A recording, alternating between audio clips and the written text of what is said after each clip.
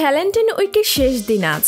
সকালের নাস্তা শুরু করুন প্রিয়জনকে চুমু খেয়ে, কারণ দিনটি চুমু খাওয়ার। প্রেমের আবহ নিয়ে ভালোবাসার সপ্তাহের ধারাবাহিকতায় 13 ফেব্রুয়ারি সারা বিশ্বে পালন করা হয় কিস ডে হিসেবে। প্রমিস, প্রপোজ, টেডি, হাগ পেরিয়ে শেষ দিন চলে আসে ভ্যালেন্টাইন উইকের, আর এই দিনটি কিস ডে।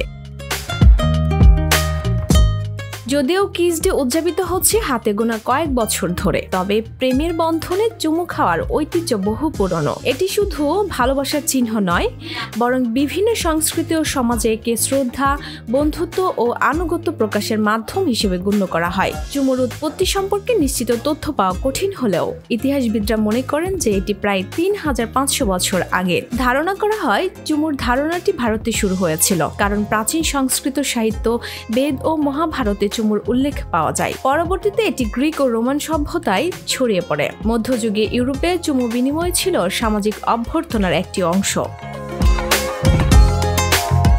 কিস ডে আনুষ্ঠানিকভাবে জনপ্রিয় হয় পশ্চিমা বিশ্বে, বিশেষ করে ইউরোপ ও আমেরিকায়। এটি ভ্যালেন্টাইন্স উইকের অংশ হিসেবে জায়গা করে নেয়। যদিও নির্দিষ্টভাবে কে প্রথম কিস ডে উদযাপন শুরু করেন তা জানা যায় না, তবে 1990-এর দশকে এটি জনপ্রিয়তা লাভ করে। বর্তমান বিশ্বে এটি সামাজিক যোগাযোগ মাধ্যম, সিনেমা ও সাংস্কৃতিক প্রভাবের কারণে আরও বেশি প্রচলিত হয়েছে।